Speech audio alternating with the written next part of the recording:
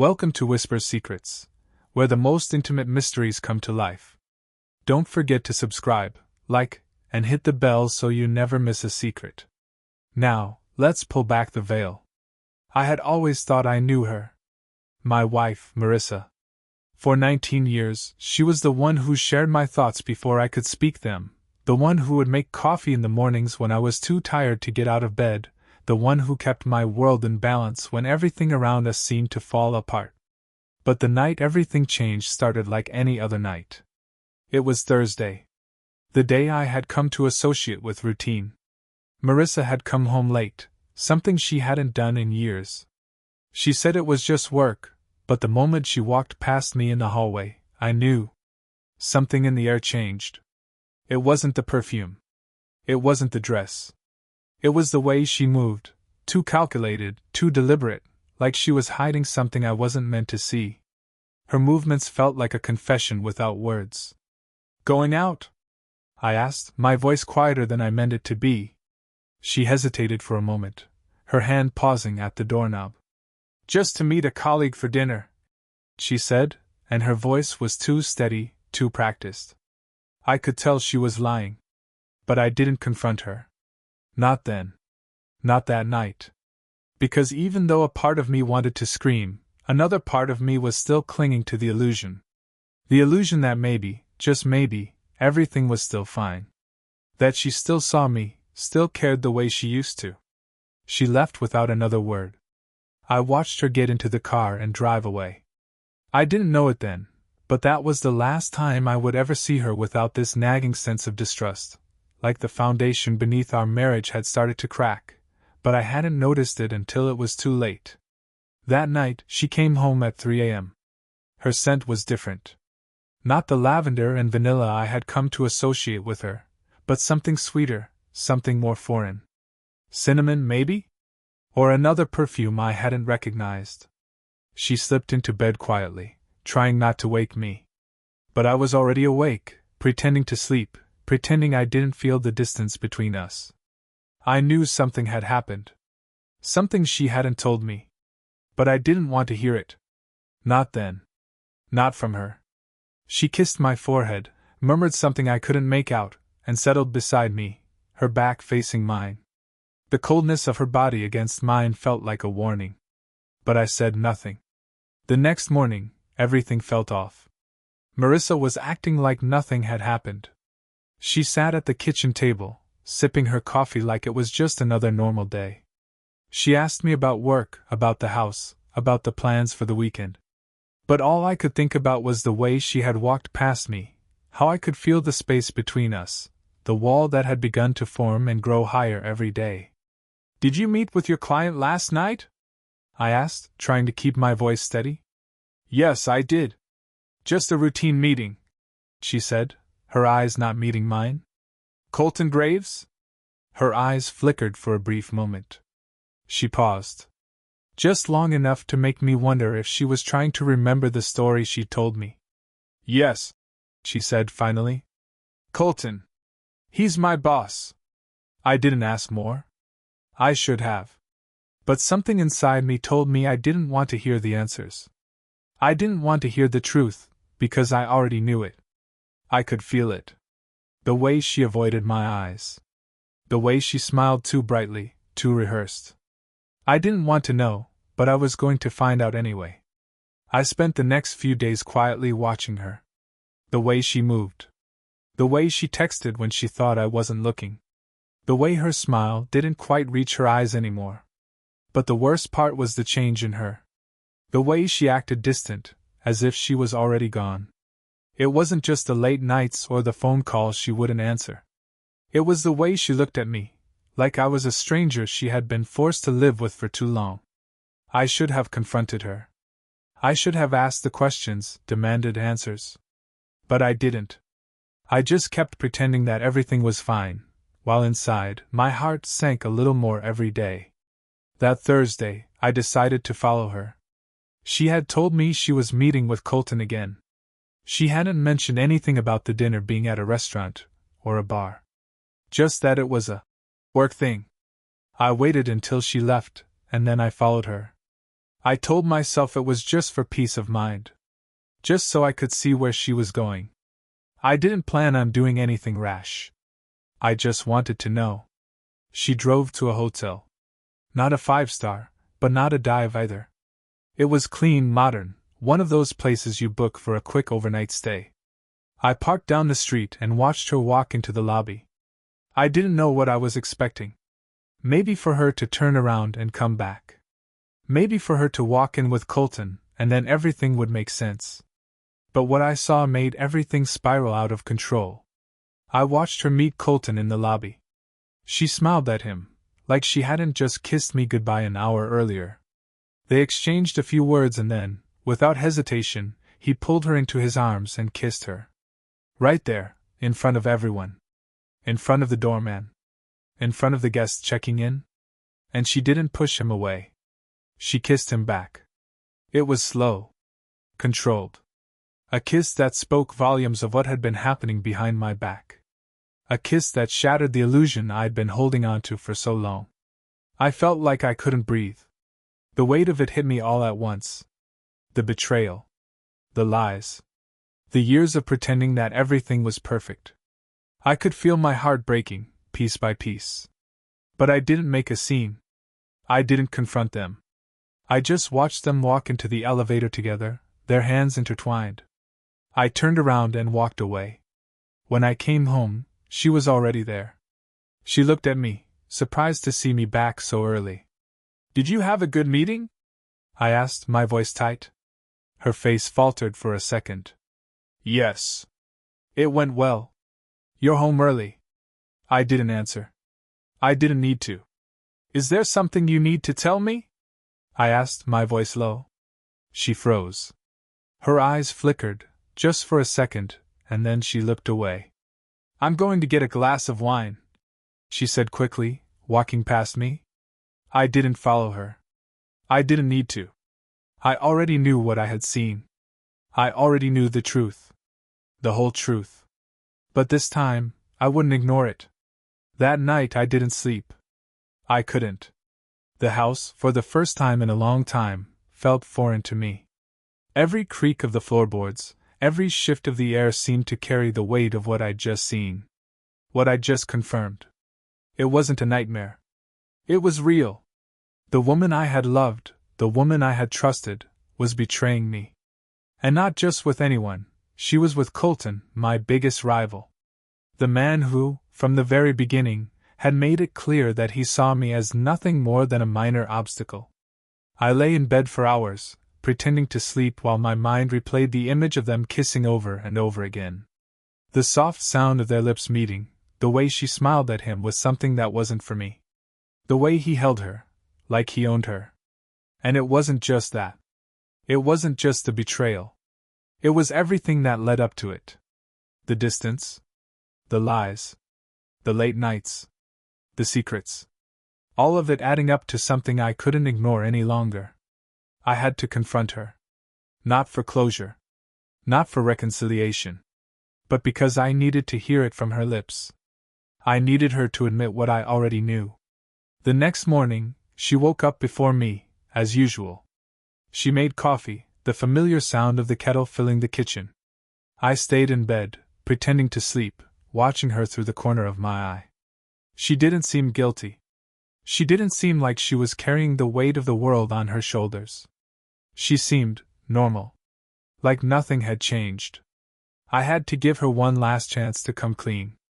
When she sat down at the kitchen table, I didn't waste time. "Did you sleep well last night?" I asked, my voice flat. She looked at me, surprised. "Yes." "Why?" "Because I didn't," I said, my voice low but steady. "Because I know what you've been doing." Her eyes flickered, and for a split second, I saw the guilt in them. But she quickly masked it. "What do you mean?" "You and Colton," I said, the words coming out slow, deliberate. "I saw you two together last night. You kissed him." Her face turned pale. The blood drained from her cheeks. But she still didn't speak. Instead, she reached for her coffee, taking a long sip like it would calm her nerves. "You've been lying to me," I continued, not raising my voice, but letting the words hang in the air. You've been lying to me for months. All the late nights, the phone calls, the time you've spent with him. It wasn't just one night, was it? This has been going on for a while. She put the coffee down, her fingers trembling now. Callum, I didn't mean for this to happen. I was confused. I didn't know what I wanted anymore.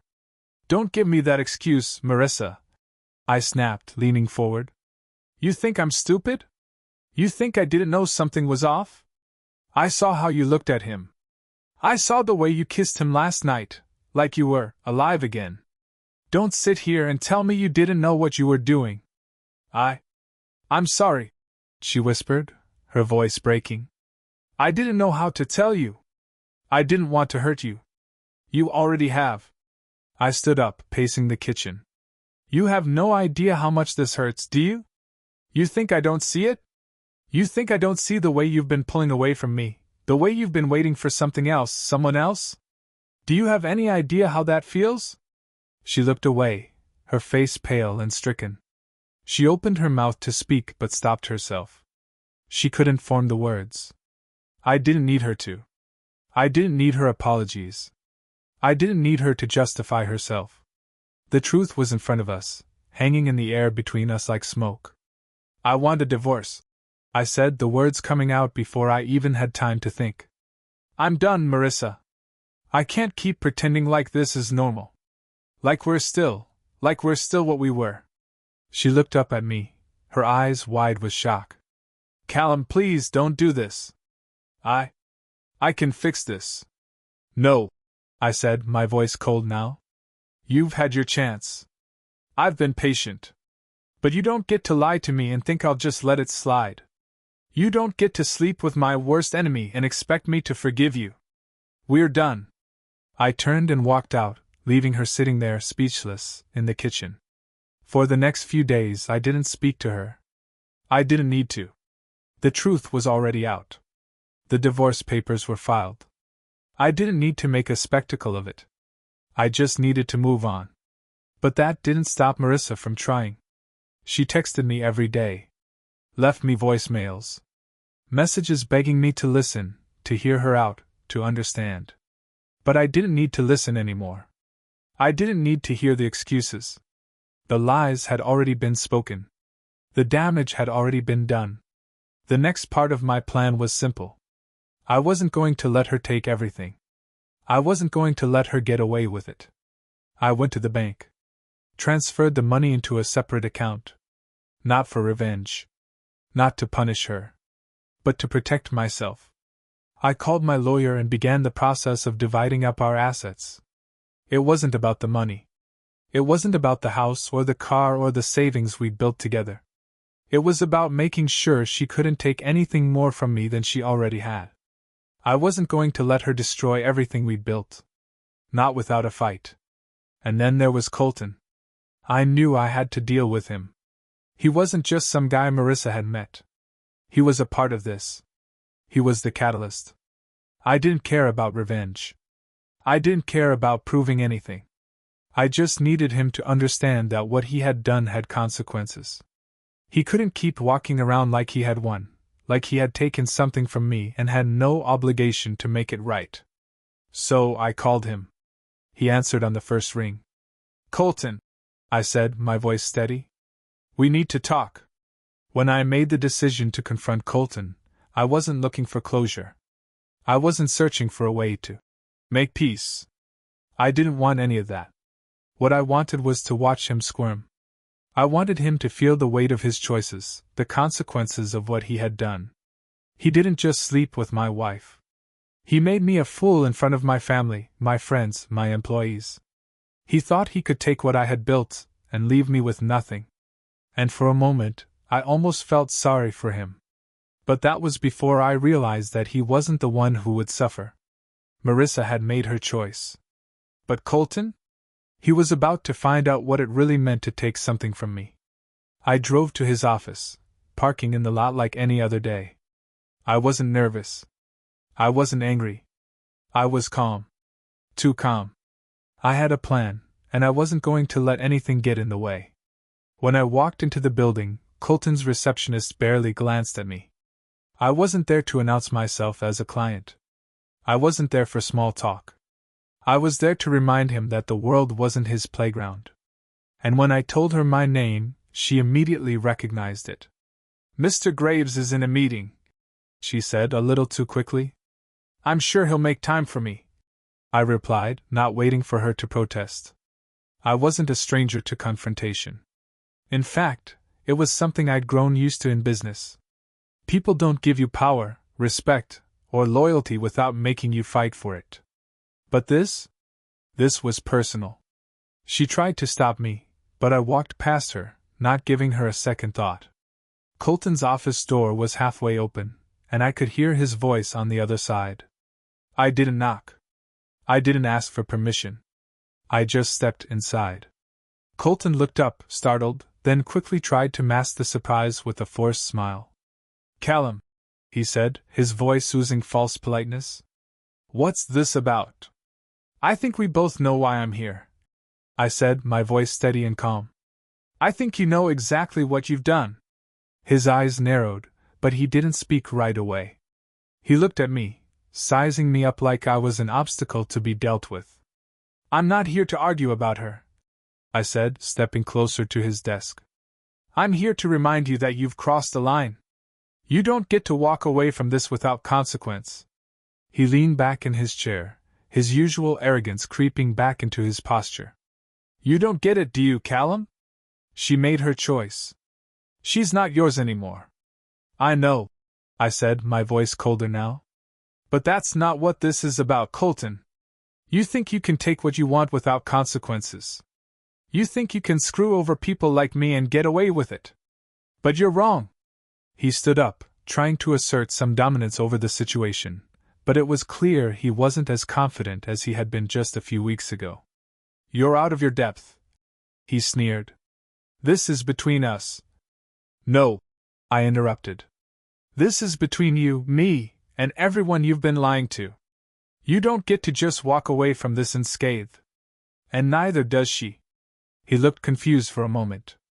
"What the hell are you talking about?" I pulled out a stack of documents I'd been holding on to. His face went pale when I dropped them onto his desk. "These," I said, pointing to the papers, "are just the beginning." He quickly grabbed the papers and started scanning them. I could see his hands shaking, and for the first time, I saw fear in his eyes. He was smart enough to know what was coming next. "Where did you get these?" he asked, his voice now strained. "I have my sources," I replied, my tone deliberate. "I've had people digging into your business for weeks now. And guess what? You've been lying. Lying to investors. Lying to your clients. And lying to your wife. You can't do this," Colton said, looking up from the papers with a mixture of disbelief and panic. "You don't get to tell me what I can or can't do, Colton," I said, standing up straighter. "You're going to lose everything. Your company, your reputation, your wife, your status. Everything." He stood up, his face red with anger, but I wasn't intimidated. He wasn't the man he once thought he was. And I was done pretending he had any power over me. "You've already lost," I said quietly. "The moment you decided to fuck with my life, you sealed your fate." His breathing was erratic now, his face twisting in frustration as he looked down at the documents on his desk. "You won't get away with this," he spat. "I've got people watching you. I've got connections. You're nothing." I smiled at him. "You're right about one thing. You do have connections. But I've got more. And you don't even realize how many people you've pissed off along the way. You've been playing the game for years, Colton. But now, it's my turn to call the shots." His face twisted in confusion. "You're bluffing. You can't." I leaned in, getting close enough to make him feel the weight of my words. "No, Colton. I'm not bluffing. And you know that. I have everything I need to ruin you. The evidence. The contacts. The connections. And soon the world will see exactly what you are. A fraud." He took a step back, trying to regain some semblance of control. "You think you can ruin me?" I'll take you down first. I laughed. It was a bitter, cold laugh. You're already finished. You just don't know it yet. I turned and walked toward the door, not looking back. But just before I left, I turned to face him one last time. I'd suggest you start packing your things, I said. Because everything you've built is about to come crashing down. And when it does, don't think for a second that you'll have anyone left to protect you. As I left his office, I felt something shift inside me. Not relief. Not satisfaction. But clarity. I wasn't just playing a game anymore. I wasn't trying to win anything. I was doing what needed to be done. And if Colton thought he could just walk away from the mess he made of my life, he was in for one hell of a wake-up call. The next few days passed in a blur of phone calls, legal consultations, and final preparations. I didn't speak to Marissa. I didn't need to. The divorce was all but finalized, and soon, she would be forced to face the truth. The same truth I'd known for months. She had been lying to me for a long time. The end was coming. And it wasn't just my marriage that was ending. It was Colton's empire. His business. His reputation. And whatever false sense of security he had built around himself. And then, one final message came through. It was from Marissa. I know it's over, Callum. But I need you to understand something. I never wanted it to be like this. I never wanted to hurt you. But I did. And I can't take that back. But I am sorry. For everything. Please don't hate me. I read it once, twice, and then I deleted it. No more apologies. No more empty words. The only thing left to do was watch them fall. The thing about betrayal is that it doesn't come with a neat timeline. It doesn't come with closure neatly packaged in a box, with a bow on top. It stretches across time, like a slow-burning fuse, until it eventually reaches the powder keg that's been sitting there all along. The worst part isn't the pain. It's the moment you realize that everything you thought you knew was nothing more than a carefully crafted lie. And once you realize that, you can't unsee it. You can't go back to the way things were. It had been a week since I confronted Colton, and everything was falling apart for him. His world, once built on charisma and lies, was beginning to crumble faster than I could have imagined. His business was under investigation, his public image was in tatters, and his personal life was in shambles. The more I watched it all unfold, the more I realized that there was no coming back for him. He thought he could play both sides, but the truth had a way of cutting through all his masks. But even as Colton's empire collapsed, I knew that my work wasn't done. The person who had hurt me the most wasn't him. It was Marissa. She was the one who had betrayed me, the one who had chosen him over me. She was the one who had destroyed our marriage. And now, it was time for her to face the consequences. It started with a phone call. Callum, Marissa said, her voice trembling on the other end. I know what you're doing. I know you're making Colton pay. I can't take it anymore. I didn't respond right away. I just let the silence sit between us, the tension thick enough to cut with a knife. After everything she had done, after everything she had put me through, she was the one calling me? She was the one who was hurting. She continued, her words rushed now. I don't know how to fix this. I know I can't fix what I did. But please, just let me explain. You don't understand everything. You don't know why it happened. I clenched my jaw, holding back the words I wanted to scream at her. But I didn't want to scream. I wanted to be calm. I wanted to be in control. You don't get to explain anymore, Marissa, I said quietly. Not after everything. After him. After all the lies. I didn't. She started, but I cut her off. You didn't have to. I watched everything. I watched you throw away everything we built for some thrill, some stupid distraction. She was quiet for a long time. I could hear her breathing through the phone, the faint sound of her sobs barely audible. I'm not asking for forgiveness, she whispered. I just wanted you to know how sorry I am. How much I regret it. I shook my head, though she couldn't see me. Regret doesn't fix what you broke, Marissa. And you've broken more than just me. You've broken everything. She was silent, and for a moment, I thought maybe she was finally hearing me. But then she spoke again, softer this time. I still love you, Callum. I never stopped. But I know it's too late. I didn't respond. I just hung up.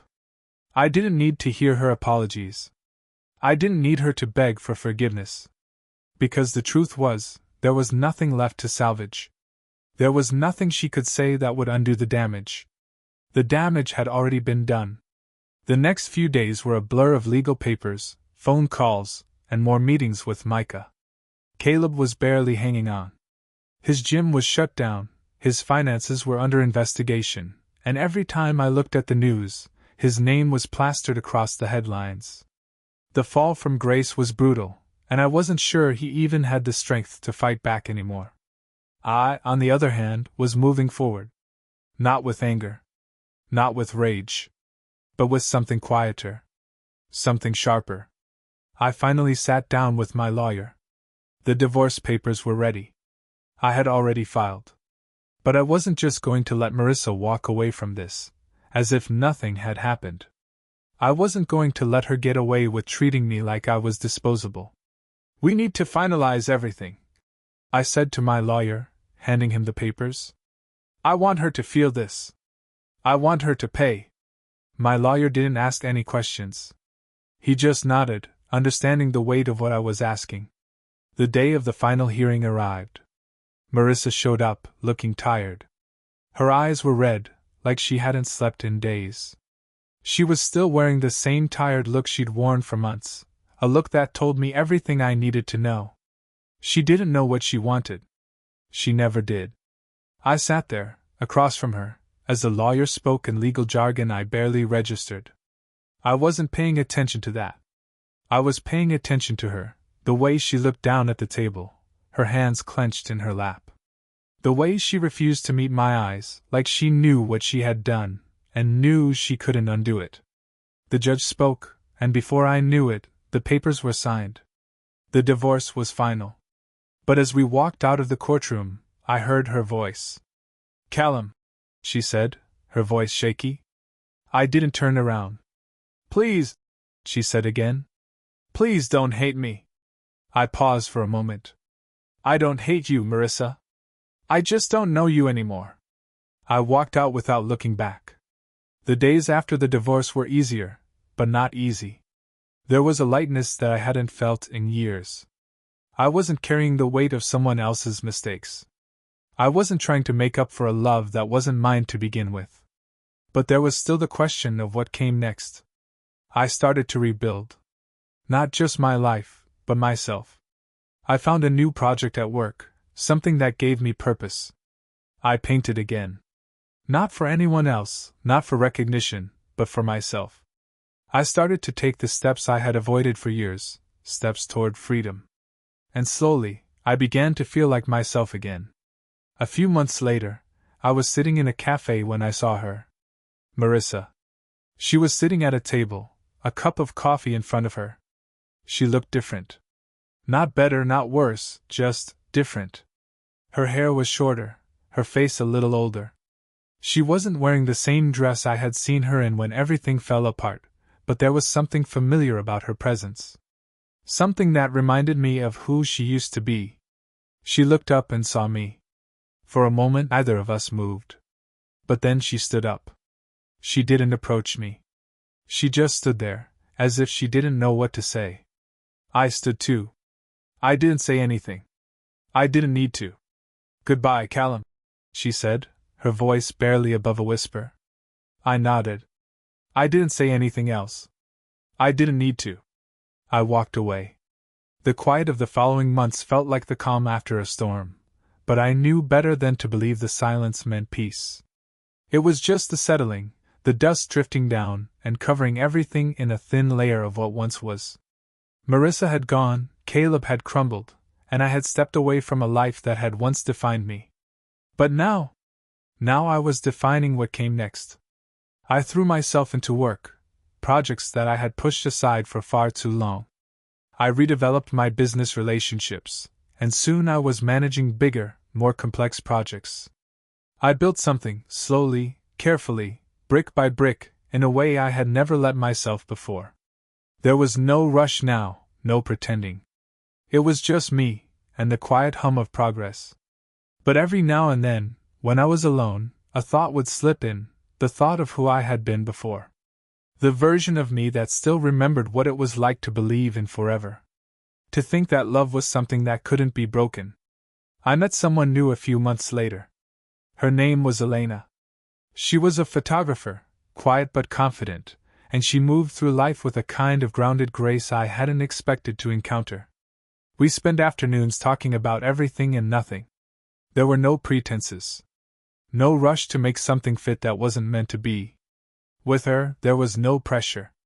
Just understanding. Just a shared quiet. I ran into Marissa once more, months after the divorce had been finalized. It was a strange coincidence, at a local bookstore. I was looking through a shelf when I turned around and nearly bumped into her. Her eyes widened for a second, the surprise clear. She didn't know what to say, and neither did I. "Callum," she said softly, her voice a mixture of uncertainty and something else, maybe guilt, maybe regret. Maybe a little of both. "Marissa," I replied, my voice steady but distant. "How have you been?" "I've been figuring things out," she said, her hands twisting the strap of her purse. "I didn't expect to see you here." I looked at her for a long moment, really looked at her, trying to see beyond the woman who had betrayed me. The woman who had hurt me in ways I couldn't even begin to explain. "How's Colton?" I asked before I could stop myself. Her expression faltered, a flicker of something passing over her face. "We're not together anymore. He wasn't who I thought he was." I nodded, though I didn't feel anything at all. "I figured." She shifted uncomfortably, her eyes not meeting mine. "I know I hurt you, Callum. I can't take it back. I just wanted to say I'm sorry. For everything." I studied her, trying to read the words behind the apology. But there was nothing to read anymore. It had all been said, and it had all been lost. "I don't need your apology, Marissa," I said quietly. "I've already moved on." Her lips trembled slightly, but she didn't respond. She just nodded, as if she understood. And in a way, I think she did. I wasn't the same man she had known. And I didn't want to be. "You're still the same, though," I added, my voice a little softer now. "You'll always be the woman who lied. The woman who betrayed someone who trusted her." She flinched, but said nothing. "I don't have any hate left in me for you, Marissa," I said. "I just don't care anymore." She swallowed, blinking rapidly. "I don't expect you to. But I hope you find peace, Callum. I hope you find the peace you deserve." "Goodbye, Marissa," I said, turning away before she could say anything else. As I walked out of the bookstore, I didn't feel the weight of anger or grief. I just felt a kind of finality. Something that had been hanging over me for months had finally lifted.